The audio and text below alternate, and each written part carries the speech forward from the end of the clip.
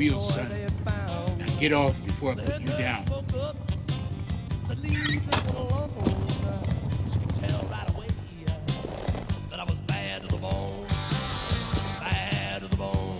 That's it.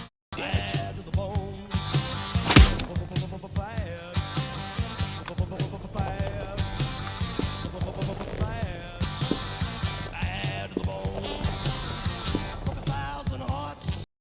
It comes in different shapes and forms.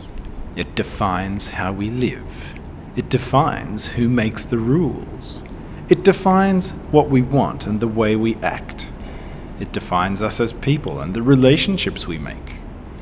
It is even perceived as good or evil, or both. Everyone wants it. But can everyone have it? Before I am through, I wanna be yours, pretty baby. Yours and yours alone. I'm here to tell you, honey, that I'm bad to the bone.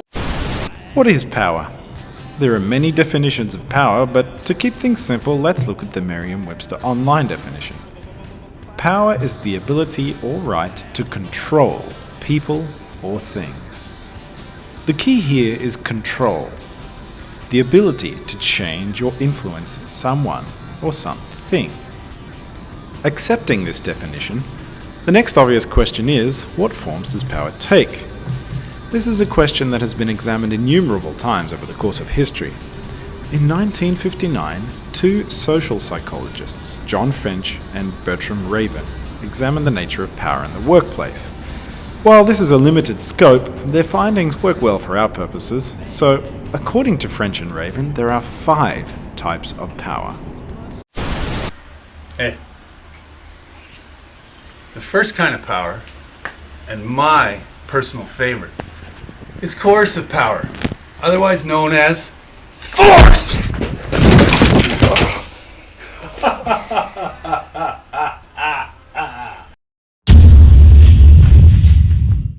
The threat of punishment through force for non-compliance is indeed a type of power.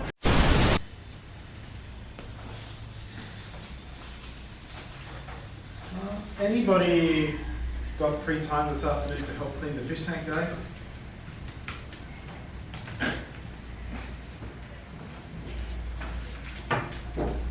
Maybe for a Mentos? The ability to offer compensation for a person's compliance, or reward power, is indeed a strong source of power that can be highly motivational. I have expert power. All right, guys. Who has a headache? It's okay, I'm a doctor. Knowledge or expertise in a particular area can certainly make someone more powerful than others. So guys, you can choose. You can come and have noodles with me, or you can go and have broccoli with Mr. Kang. You choose.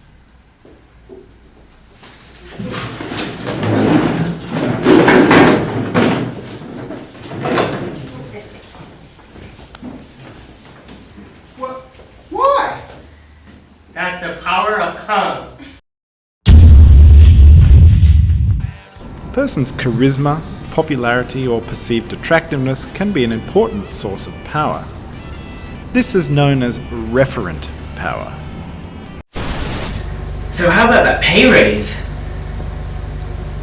It's not going to happen, Andrew. And to be honest, Mr. Chu, you're fired. And I can do that because I've been given legitimate power. The right to demand actions of others and expect compliance is known as legitimate power, and as you can imagine, is an incredibly important source of power. Understanding these forms of power is important because it reveals why others have influence over us, as well as why we have influence over others. Stemming from power is the concept of authority. Let's start again with the definition from Merriam-Webster Online.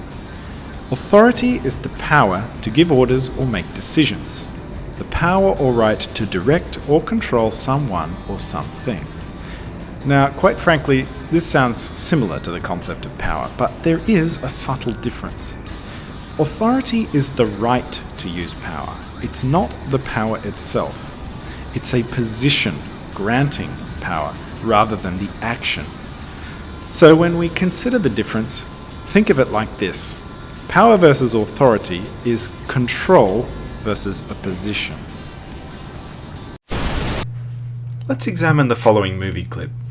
See if you can identify who the authority figures are and the types of power involved.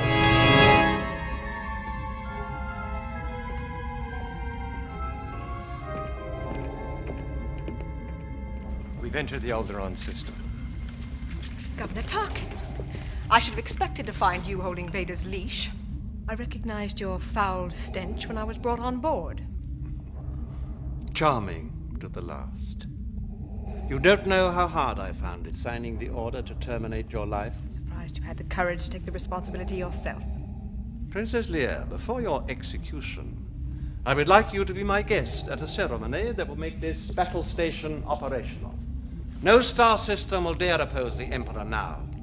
The more you tighten your grip, Tarkin, the more star systems will slip through your fingers. Not after we demonstrate the power of this station. In a way, you have determined the choice of the planet that will be destroyed first.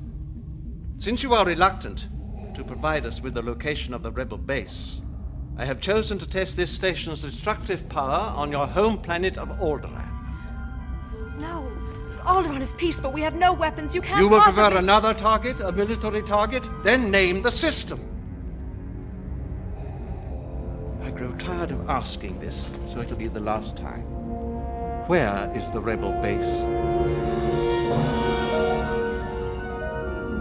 Dantooine. They're on Dantooine. There, you see, Lord Vader, she can be reasonable. Continue with the operation. You may fire when ready. What? You're far too trusty. Dantooine is too remote to make an effective demonstration, but don't worry. We will deal with your rebel friends soon enough. Oh. Commence primary ignition.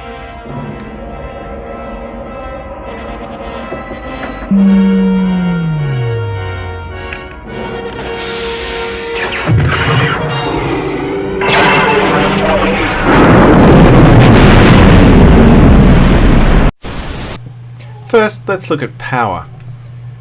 I think you'll agree that the most obvious type of power here is force, or coercive power.